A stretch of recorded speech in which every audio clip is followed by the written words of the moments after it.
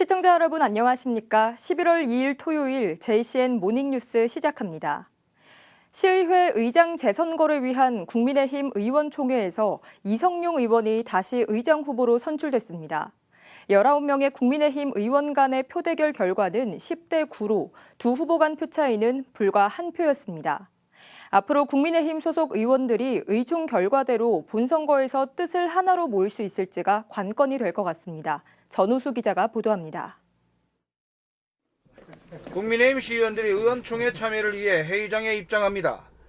시의회 후반기 의장 재선거 실시에 따른 국민의힘 당내 후보 선출을 위해서입니다. 김기환 의원과 이성용 의원 간의 대결로 치러진 선거 결과는 이성용 의원의 승이었습니다. 두 후보는 1차에서 각각 9표에 무효 1표가 나와 승부를 가리지 못했고 2차에서 이성용 의원이 10표를 얻어 김기환 의원을 1표 차로 제치고 의장 후보로 결정됐습니다. 결자 해지의 심정으로 명예회복을 하겠다던 이성용 의원은 일단 본선 주자로의 자격을 얻었습니다. 우리 의원들끼리의 갈등은 아직까지 봉합되지 않고 있지만 제가 최선을 다하는 마음으로 또 선거하는 날까지 우리 국민의힘 의원들을 한데 모아서 또 울산시 발전에 힘을 보태도록 하겠습니다.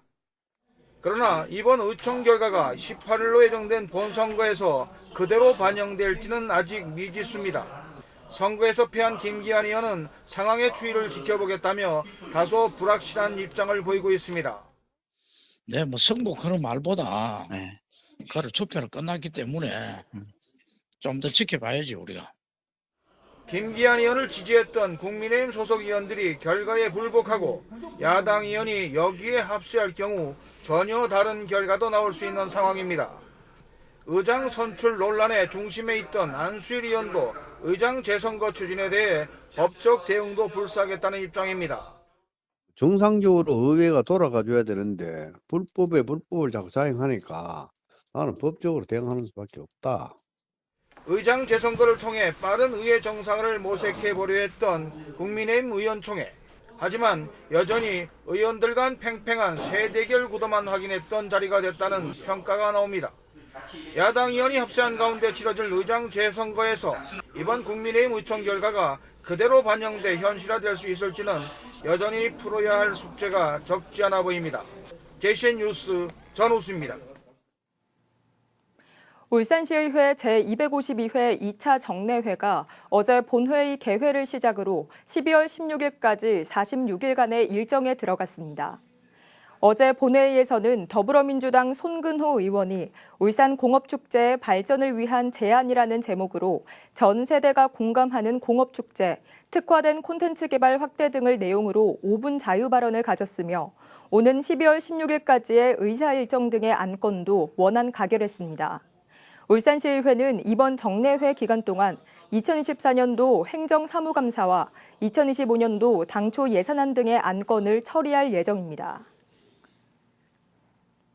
국민의힘 울산시당은 지난 31일 시당 강당에서 홍보위원회 발대식과 임명장 수여식을 가졌습니다. 발대식에는 박용걸 시당 수석 부위원장, 고우석 홍보위원장, 그리고 엄희순 여성위원장 등 시당 주요 당직자와 홍보위원회 위원들이 참석했습니다. 고우석 홍보위원장은 인사말에서 앞으로 당의 비전과 성과를 널리 알리고 지역의 목소리에 귀 기울이며 울산 시민들과 더욱 소통하는 홍보위원회가 되기 위해 노력하겠다고 말했습니다. 울산시는 2025년도 국가 예산의 원활한 확보를 위해 지난달 30일부터 여의도 소재 서울본부에서 국비 상황실을 설치해 운영하고 있다고 밝혔습니다. 이번 국비 상황실은 국회의 예산 심사 일정에 맞춰 지역 국회의원들과 협력 체계를 구축하기 위해 마련됐습니다. 국비 상황실에서는 정부 예산안에 미반영되었거나 일부만 반영된 사업 등 21개 주요 사업에 대해 총 422억 원의 국회 증액을 목표로 국회 상임위와 예결위 심사를 모니터링하며 추가 대응에 나서고 있습니다. 부울경 초강력 경제동맹 추진단과 울산시 등 6개 시도 기획조정실장이 어제 국회를 방문해 내년도 국비 확보를 위한 공동대응 활동을 벌였습니다. 이들은 부울경 지역 국회의원 가운데 국회 예산결산특별위원회 소속인 울산의 김태선, 부산 곽규태, 경남의 서울준 의원실을 차례로 방문하고 부울경 공동협력사업과 관련한 협조를 요청했습니다. 현재 부울경 지자체는 부산, 양산, 울산 광역철도 건설 등 8개 공동협력사업과 6개 시도별 현안 사업에 총 사업비 1조 4,565억 원의 국비 반영을 요청하는 한편 지역별 전기요금 차등제에 조속한 제도 개선을 요구하고 있습니다. 국민의힘 박성빈 의원은 폐업한 소상공인들의 재기 지원을 위해 자영업자 고용보험료 지원 제도가 활성화돼야 한다고 주장했습니다. 박 의원은 최근 고물가 고금리 상황이 지속되면서 자영업자 가운데 폐업자가 역대 최대인 91만여 명에 달하며 올해는 이보다 더 많은 폐업이 예상된다고 밝혔습니다. 이에 따라 비자발적으로 폐업한 자영업자들이 재취업과 재창업을 위해 활동하는 기간 동안 실업급여 등을 지원받을 수 있도록 자영업자 고용보험 제도의 확산이 필요하다고 강조했습니다. 최근 중동 지역 전쟁으로 긴장이 고조되고 있는 가운데 한국석유공사가 쿠웨이트 원유 400만 배럴을 유치했습니다. 석유공사는 지난 31일 쿠웨이트 국영 석유회사인 KPC와 울산 비축기지에 원유 400만 배럴을 저장하는 국제 공동비축 계약을 체결했다고 밝혔습니다. 이는 우리나라의 하루 원유 도입량의 약 1.5배에 달하는 규모로 국내 에너지 위기가 발생했을 때 활용할 수 있게 됩니다. 한편 석유공사는 지난해 아랍에미리트와 사우디아라비아와의 계약에 이어 이번 쿠웨이트와의 계약까지 모두 1,300만 배럴의 중동 원유를 국내로 들여왔습니다. 울산의 주력 산업과 신산업의 첨단 기술을 한자리에서 경험할 수 있는 울산 세계미래산업 박람회 2024가 올해 처음으로 오는 6일부터 18일까지 울산 전시 컨벤션센터에서 열립니다. 웨이브를 부제로 단 이번 울산 세계미래산업 박람회는 울산에서 시작된 혁신의 파도가 전 세계로 퍼져나간다는 의미를 담고 있습니다. 이번 박람회에는 국내외 460개 기관과 삼성 SDI, 현대자동차, SK에너지 등 울산 지역 주요 기업이 참여해 울산 배터리 테크플러스, 뉴런 AI 플러스, 스마트 모빌리티 등 5개 주제관에서 다양한 첨단 기술을 소개합니다. 울주군이 어제 온양읍 산란계 농장에서 고병원성 조류 인플루엔자 AI 유입을 방지하기 위해 긴급 방역을 실시했습니다. 이번 방역은 최근 온산읍 대정리 일대에서 발견된 야생조류에서 고병원성 AI 항원이 검출돼 추진됐습니다. 어제 울주군 공동방재단은 온양읍 산란계 농장을 방문해 AI 차단 방역 상황을 점검하고 공동방재단 차량에 고압 분무기를 활용해 소독을 진행했습니다. 교사 본연의 업무라고 하면 단연 학생을 교육하는 것이죠. 하지만 일선 교사들은 교육 업무 외에도 과도한 행정 업무에 시달리면서 수업과 연구, 학생 지도 등 교사 본연의 업무엔 집중하기 어려운 상황이라고 합니다. 박영훈 기자가 보도합니다.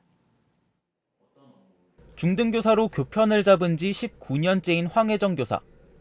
영어를 가르치고 있지만 수업이 없는 시간엔 정보부 기획 업무를 맡으며 학생 정보화기기 관리와 수리 등 관련 행정 업무를 처리하고 있습니다. 퇴근 시간까지 정신없이 수업과 행정 업무를 처리하다 보면 교사 본연의 업무인 수업 준비와 학생 상담 등의 업무는 매번 일과 시간 이후로 미뤄지기 일쑤입니다.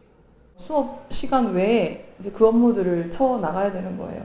그러면은 저희가 진짜 해야 되는 뭐 학생 생활 지도나 상담 아니면은 저희 수업 준비, 뭐 연구 이런 것들은 정말 일과 시간에 하기가 너무 힘든 상황인 거고. 신규 발령 이후 2년차 땐 영어 교사라는 이유로 원어민 관리와 영어 전용실 구축 업무까지 도맡기도 했습니다.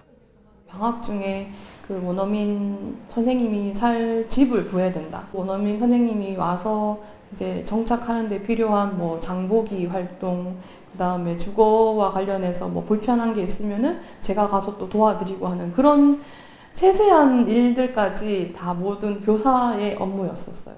실제로 일선 교사들은 현재 학교 CCTV와 정수기 관리부터 기간제 교사 채용 업무까지 수업 외에도 채용과 회계, 시설 업무 등을 맡고 있는 상황입니다. 교육부가 서울 서희초 교사 사망 사건 이후 교사들이 수업에만 집중할 수 있도록 행정 업무를 대폭 줄이겠다며 학교 통합지원센터의 역할을 강화했지만 학교 현장의 교사들은 체감하지 못하고 있는 겁니다. 전국 교직원 노동조합이 전국 학교교사 1,800여 명을 대상으로 진행한 조사에선 단순 반복 업무와 행사 준비 업무, 시설 관련 업무 등이 줄었냐는 질문에 대해 80%가 넘는 교사들이 부정적인 응답을 보였습니다. 학교 통합지원센터 등 학교 지원 전담기구의 역할 강화에 대해서도 큰 효과를 느끼지 못하고 있는 걸로 나타났습니다. 울산시 교육청 또한 교사가 가르치는 일에 전념할 수 있는 교육 여건을 만들겠다고 나섰지만 교사들이 현장에서 체감할 수 있을 만한 대책은 마련하지 못하고 있습니다.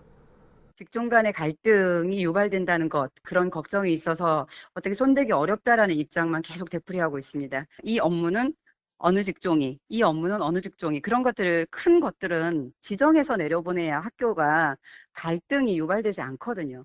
십수년째 반복되고 있는 교사들의 행정 업무 분담 문제.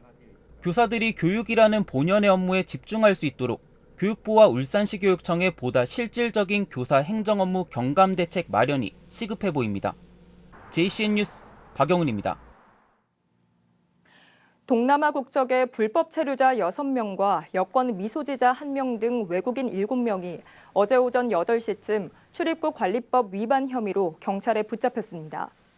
남부경찰서 관계자는 마약 의심 신고를 받고 남구의 한 식당으로 출동해 이들을 발견했고 검문하는 과정에서 외국인 3명이 2층에서 뛰어내려 부상을 입었지만 모두 현행범으로 체포했다고 말했습니다. 이들은 모두 마약류 간이 검사에선 음성이 나온 것으로 알려졌습니다. 남부경찰서는 이들 외국인 7명을 출입국 관리소로 넘겼습니다. 11월 2일 112의 날을 맞아 어제 울산경찰청 112 치안종합상황실에서 제67주년 112의 날 기념식을 열었습니다.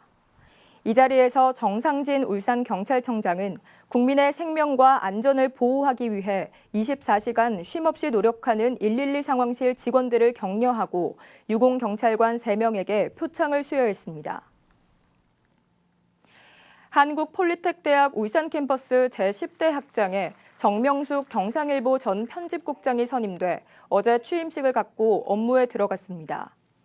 정명숙 학장은 취임사를 통해 울산의 발전을 위해 울산폴리텍이 지역 산업체와 유기적으로 연결될 수 있도록 노력하겠다고 밝혔습니다. 정명숙 학장은 또 30년 이상의 언론사 경력과 지역에 대한 전문성을 바탕으로 기능인 양성과 지역사회와의 협력을 위해 다양한 노력을 이어가겠다고 말했습니다. 울산시 교육청이 주관하는 제17회 전국 학교 스포츠클럽 축전 축구대회가 어제를 시작으로 사흘간 펼쳐집니다. 전국 초중고 84개 팀 학생 1,500여 명과 지도자, 임원 등 2,000여 명이 이번 대회에 참가하며 울산에선 녹수초와 학성중, 대현고 학생 60여 명이 각 학교급 울산 대표로 참가합니다. 전국 학교 스포츠클럽 축전은 오는 24일까지 17개 시도에서 18개 종목으로 나눠서 진행되며 참가자들이 즐길 수 있는 문화 행사와 체험 활동도 함께 마련됩니다. HD현대의 3분기 매출이 증가했지만 영업이익은 감소한 것으로 나타났습니다. HD현대에 따르면 올해 3분기 매출은 16조 5,991억 원으로 전년 동기 대비 21% 증가했고 영업이익은 4,315억 원으로 전년 동기 대비 35.4% 감소했습니다.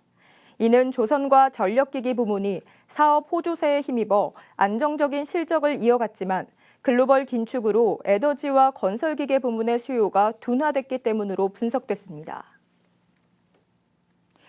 중구청은 어제 제4기 울산 큰애기 관광해설사 위촉식을 열었습니다. 제4기 울산 큰애기 관광해설사는 12명으로 이들은 오는 2026년 10월까지 중구 성남동 원도심과 울산 동헌, 공룡발자국 공원 등에서 관광해설 활동을 펼치게 됩니다. 올해 태화강 동굴피아를 찾은 방문객 수가 지난해 전체 방문객 수를 넘어섰습니다. 울산 남구도시관리공단은 지난 15일 기준 태화강 동굴피아 전체 방문객 수는 16만 6,701명으로 지난해 전체 방문객보다 112명이 더 많았다고 밝혔습니다. 남구청은 여름 피서지로 알려진 태화강 동굴피아에 4계절 내내 방문객을 유치할 수 있는 행사를 연 것이 방문객 수가 늘어난 이유로 보고 있습니다. 지난 8월부터 리모델링 공사로 중단됐던 북구보건소의 민원 업무가 어제부터 정상 운영됐습니다. 북구보건소 리모델링 공사는 민원실이 위치한 1층 공사가 먼저 마무리되면서 진료와 재증명, 각종 검사 등의 민원 업무가 가능해졌습니다. 한편 치매관리실과 건강관리센터 등은 친환경 급식지원센터에서, 정신건강복지센터는 임시 이전한 연암동 사무실에서 운영하고 있습니다. JCN 모닝뉴스를 마칩니다. 함께해 주신 여러분 고맙습니다.